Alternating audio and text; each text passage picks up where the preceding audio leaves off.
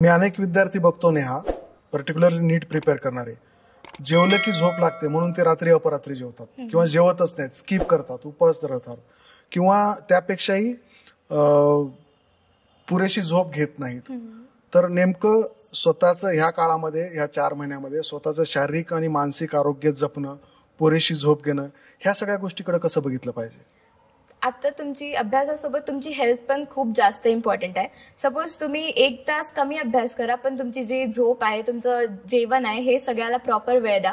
कारण जर तुम्ही बिमार पडले तर मग पुढचे 4-5 दिवस तुमचे असे पण वेस्ट जाणार आहेत. त्यांनी खूप जास्त, आणि तुम्ही तुमचं 100% नाही देऊ शकत. तर हे तर प्राईम गोष्ट आहे की तुम्ही स्टार्टिंगपासून तुमच्या हेल्थवर थोडा पण याचा अफेक्ट होऊ द्यायला नाही पाहिजे. आणि माझे असे पण काही फ्रेंड्स होते जे रात्री 12-12 वाजता पण त्यांना झोप यायची, मग ते आंघोळ करायचे, पण त्यानंतर मग त्यांची तब्येत खराब होऊन पुढचे 2-3 दिवस वेस्ट जायचे.